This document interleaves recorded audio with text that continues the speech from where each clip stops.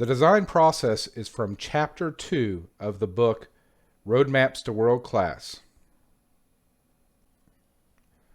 The design process consists of 6 phases: define, explore, select, involve, gauge, and negotiate. The define phase is where the rubber meets the road, essentially. This is where a champion makes the decision to go ahead and move ahead with pushing within their organization and with their peer organizations, whether they're going to pursue the drive initiative or not. Essentially, the very first thing that a champion needs to do is define what type of model that they believe would best fit their organization. And second, they need to think through what divisions and business units within their own enterprise should they be trying to work with and collaborate.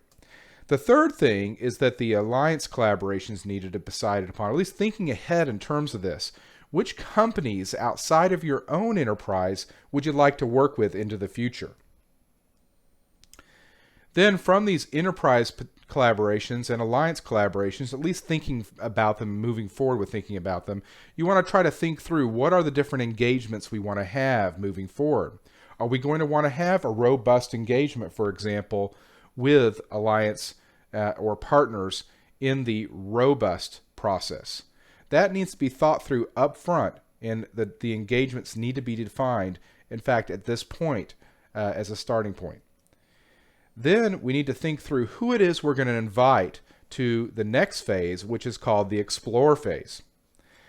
And in the explore phase is where the invitees, which might be managers of other divisions and business units and perhaps managers of other companies that you would like to collaborate with, would then come together into a meeting, and then you would discuss what are the opportunities for working together to run the drive initiative so that we can create collaborative roadmaps downstream.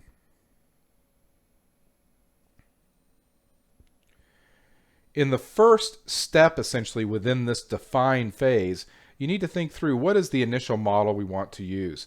Now, if you're going to default over to an industry model, that's relatively simple. As you can see on the screen, there are multiple models that we're developing or have already developed for specific industries. The one that we've been seeing within this presentation primarily has been the aerospace and defense models.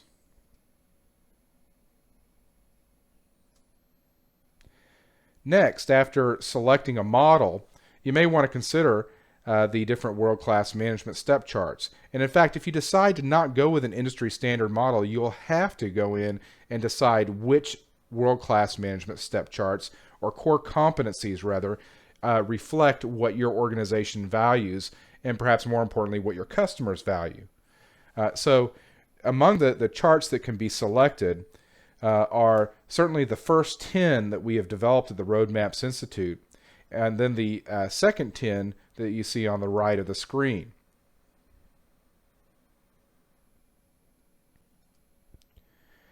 The second step within the define phase is to define the enterprise collaborations. Within this step, the champion identifies organizations within their own enterprise. Once again, divisions or business units. With respect to this, you might want to reflect and look at recently acquired businesses and recently merged businesses, as these are a good opportunity to be able to bring in an outside entity, what was an outside entity, and to be able to compare and contrast the different business practices of what were separate entities previously, and to be able to leverage the best practices of each. In the third step, essentially, within the define phase within the design process, boy, there's a lot of tiers there, but this third step in defining the alliance organizations, one of the things that we recommend to organizations is to conduct what we call a robust roadmaps rationalization. Essentially, this rationalization results in a relationship portfolio that categorizes current relationships as either transactional, collaborative, or alliance.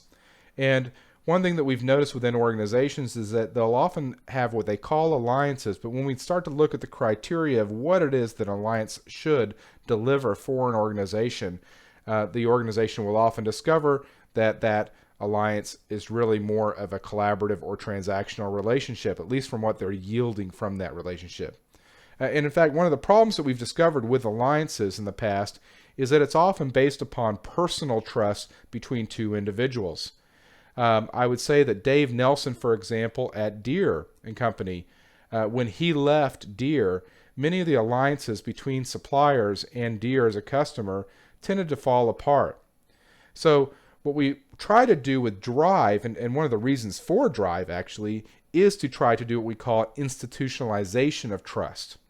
So there's a structured methodology and approach to how it is that we collaborate between companies. And this structured approach is not dependent upon certain individuals.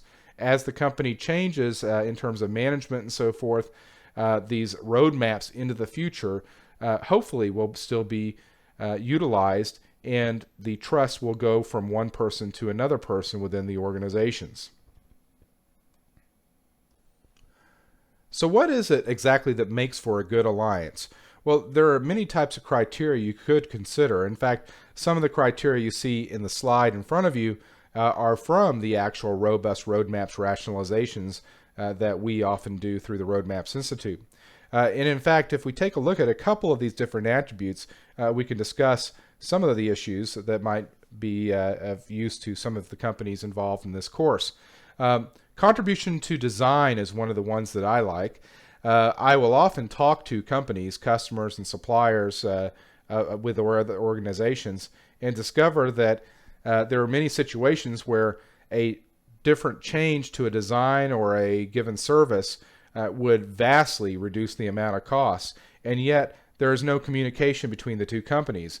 I remember talking to a vice president of Selectron when I took a group of students up to tour their facilities in Milpitas, and hearing a example of this where he had a modification to a design that a customer simply would not listen to that would have reduced their costs and improved the quality of the output.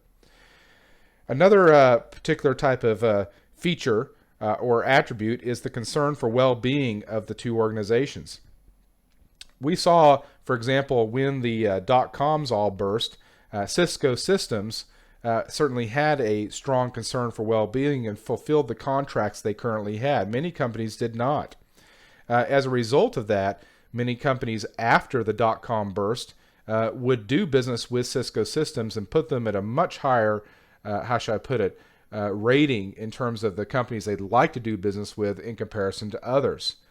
Certainly that concern for well-being is very important, and it has proved to be something very, very powerful for Cisco Systems in terms of trying to create competitive advantage. Shared forecasts is another approach. Certainly demand management within organizations is always something that people are frustrated with and creates problems, and in particular what is called the bullwhip phenomenon, where we have a ripple effect moving downstream through supply chains of inventory levels. And the sharing of forecasts can help to reduce this bullwhip effect and certainly can help to improve what it is that an organization is planning to do in the operational future, but certainly in the medium and long-term planning. Technology inflows goes without saying too. A company which is a customer of yours that you might have some collaboration efforts with might discover and talk to you about perhaps a process they have developed or a piece of machinery which could actually help to reduce the costs within your facilities. The converse is true, where essentially suppliers can help out their customers. There's a lot of opportunities essentially for sharing how technology is being used and new technologies that arise on a periodic basis. The fourth step essentially within the define phase is to define engagements themselves. Engagements are essentially defined time periods for each process within Drive. And recall that we have 5 processes within Drive. Essentially, in what we're in right now is the design process, so we're not developing an engagement for design. We're looking at developing engagements downstream. In particular, single organization engagements happen in the next 2 processes, which are the score process and the audit process. The reason why these are called single organization engagements is because you don't have to be collaborating or working with any other organization to set these up and actually execute them. However, you do need to coordinate your single organization engagements with the multiple organization engagements, which are further downstream in the derived processes. The roadmap and robust processes require essentially that multiple organizations coordinate and develop essentially their engagements together.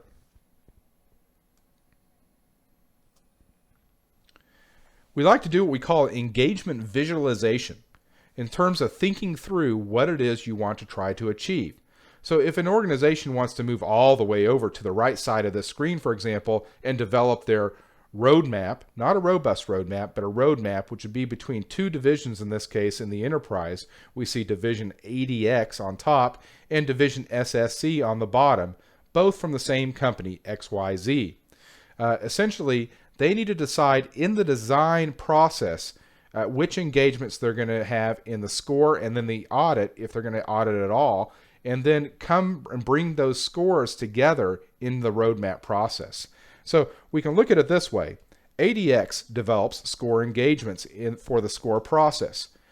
If, for example, the company XYZ has decided to evaluate itself on 8 charts, well, 8 score engagements are needed here, and 8 teams are going to need to be able to execute the score processes. The next step is if ADX decides that it wants to validate and verify the results from the score engagements, it needs to have an audit engagement. Similarly, down below, the SSC division needs to also be simultaneously, or in parallel rather, having score engagements occurring. Now, since they're within the same company and they want to bring their results together, they're probably in the same industry too, which means that they're analyzing themselves or assessing themselves on 8 charts also. After these score engagements, then the organization can engage in an audit. And after the audit of both organizations, they can finally come together in what is called the roadmap engagement, which is between the divisions ADX and SSC. Once again, this is within the same enterprise of company XYZ. So let's take this another step.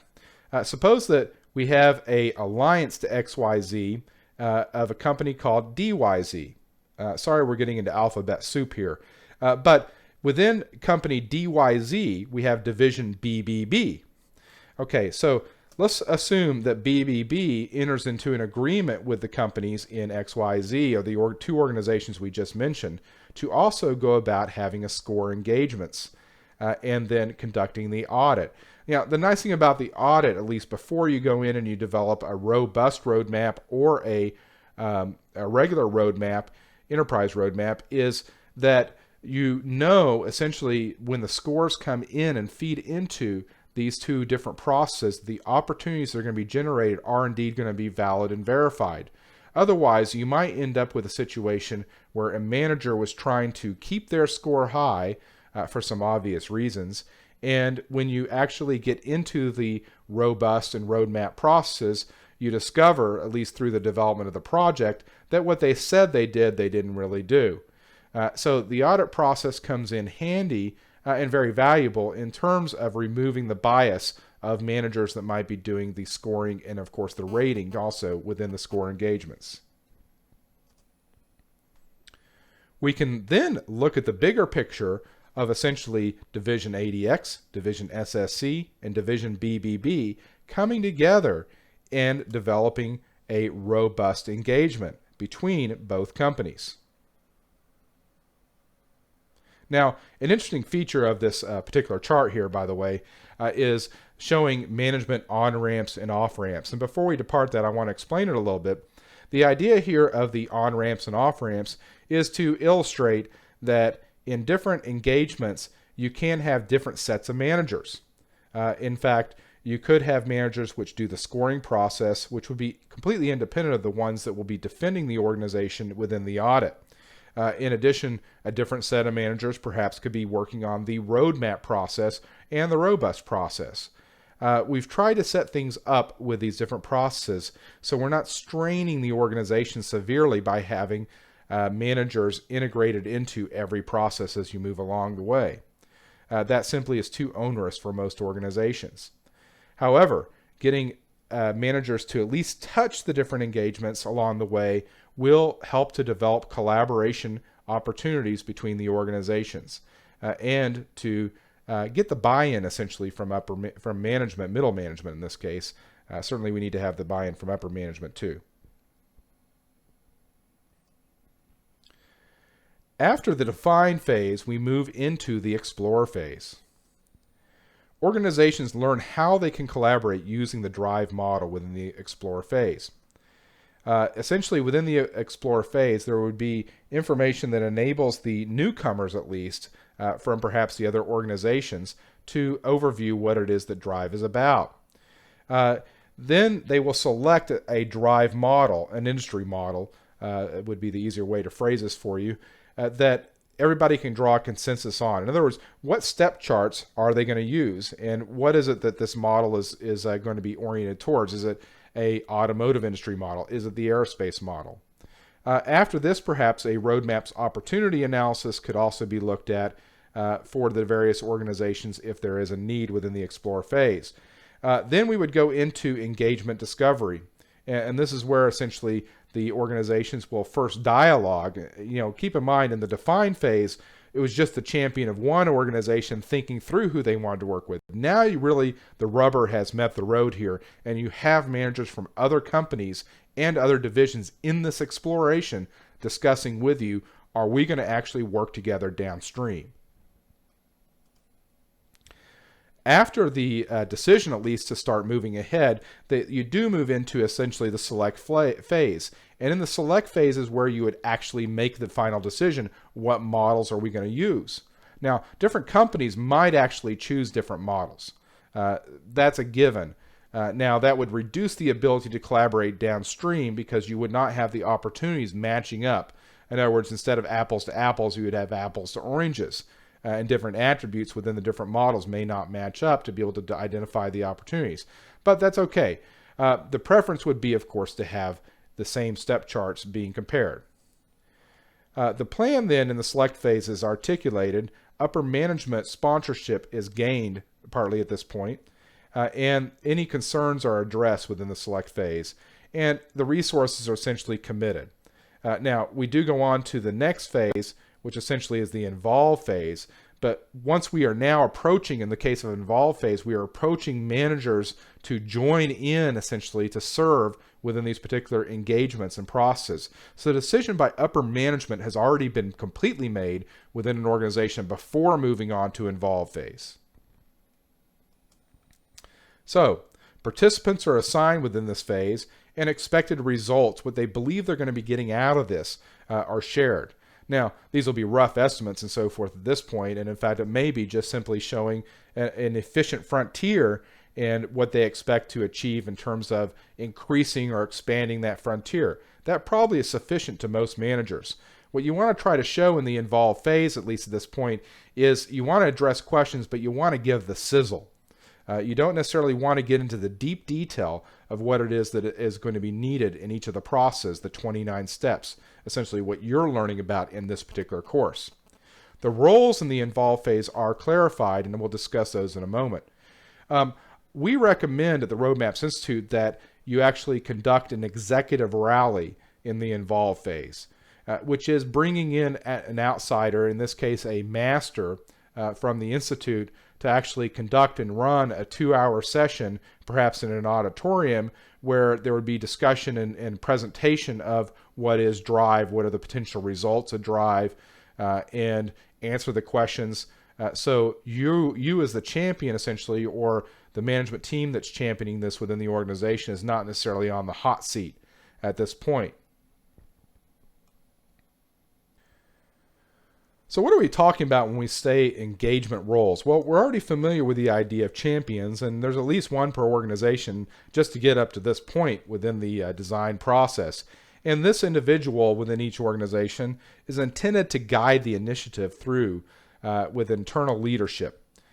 So what do we have besides champions, and what's new, at least within the involve phase? Well, what's new for the organization is that we need to add reviewers at this point. Reviewers are managers that are essentially assigned to score engagements, at least initially. Now, reviewers are going to be used throughout in the other processes after the score engagements. But you need the largest number available, at least for the score engagement. The reason for that is because we're actually trying to understand what we're doing within our own organization or company. And we're going to be assessing ourselves on world-class management step charts. So, these individuals must be relatively experienced, at least within the core competency they are assessing. We need a minimum of 4 reviewers for each step chart. Now, with respect to that, you could have one reviewer, for example, assigned to 3 different teams or 3 different engagements assessing step charts. And this essentially has been the way that most companies that we've worked with have actually done the score process. Now, in addition to the champions and reviewers, an organization to be able to engage in the score process is going to need drivers.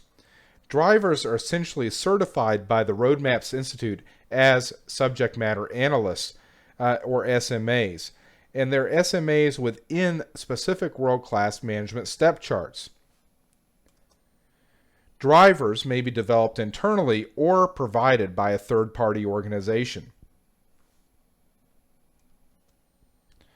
In addition to drivers, there's a need for what are called masters. Masters are also Roadmaps Institute certified, but these are experts in all drive processes, not just within 1 or 2 charts. The masters facilitate groups of drivers in conducting assessments in the score process, but they also are capable of then moving beyond the score process to facilitating the audit, roadmap, and robust processes. Essentially, masters, when they complete the certification of the Roadmaps Institute, are capable of generating 21 or so different drive reports. So their knowledge base is very, very deep, and they are definitely prepared to be able to help companies engage in the downstream processes. Now, companies can develop both drivers and masters internally by sponsoring people into the Roadmaps Institute certification programs, or they can once again hire through a third party external masters and drivers for the organization. The gauge phase is essentially done after the involve phase, where we've determined which managers are actually going to be working with the organization in the various engagements. So we're able to then move forward with some of the key parameters of the engagements to determine what they are through some dialogue with the management teams. In particular, the most critical thing to establish is what are the schedules that we want to set. The schedules being those for the engagements for evaluation of the charts in the score process. When is the audit process going to start and that engagement essentially come to a close? For the roadmap engagements, when are they going to happen and how long do we project that they will take? Same thing with robust. Now, for the score process engagements, we would expect to take about 2 weeks per chart. This could be done in a much shorter period if we did a concentrated session or 2 with management teams. And when we say 2 weeks per chart, this is assuming that the organization is going to be analyzing or assessing their charts in a parallel fashion, such that all of the charts could hypothetically be done within a 2-week period if you did not use concentrated sessions.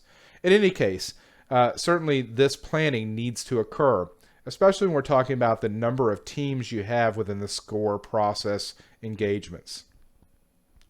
The audit engagement is a single engagement in comparison to the multiple ones that would occur within score. So we can more cleanly at least schedule when this would start and end, as long as the score charts are essentially completed and those engagements are done on time. Now, where things start to get very variable is in the roadmap and robust particular process.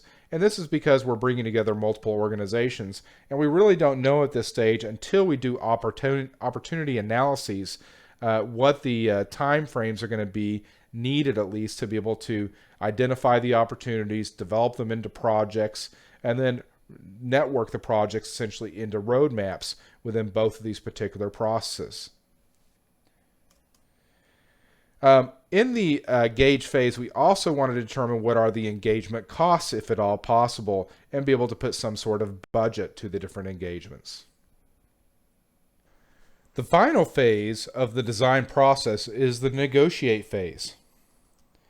In the negotiate phase, collaboration charters are created for multiple organization engagements. Essentially, these charters summarize the following: the type of engagement, the resource commitments, the engagement milestones, at least the schedule associated with those particular milestones, the project returns based upon sharing guidelines, and the authorization of champions. Now, the top three, the type of engagement, resource commitments, and the milestones in the schedule, essentially were developed already in the previous processes of select, involve, engage.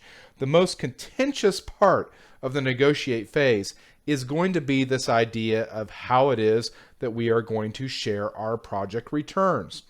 And it's important to establish this up front before the downstream processes start, and before we actually engage in the roadmap in particular and robust process where our organizations will start to discover opportunities and then develop projects based upon those opportunities that are obviously going to result in situations where we will need to share the returns. Now we want to look at developing sharing guidelines. Now I say developing because I'm not actually going to present, and we didn't in the chapter, actual guidelines for how it is you should share your returns from the different projects that will be developed in the roadmap and robust processes downstream. These are simply guidelines right now to help you develop those guidelines. First, I would argue that you should measure the total costs for financial returns. And with respect to that, measuring total cost, you should probably utilize activity-based cost estimations to actually create those cost estimates of total cost. Now, both of these require pretty significant descriptions at this stage to explain what is total cost of ownership, what is activity-based costing, and activity-based management. Suffice it to say that if you go on and you take the class World-Class Cost Management, you will learn what total cost of ownership is and activity-based costing. You want to then create a baseline for the existing situation. In most cases, projects have an existing situation that we want to try to improve. This is certainly true of regular process for manufacturing or for service operations. And we're trying to essentially find better ways to achieve higher productivity essentially with less input.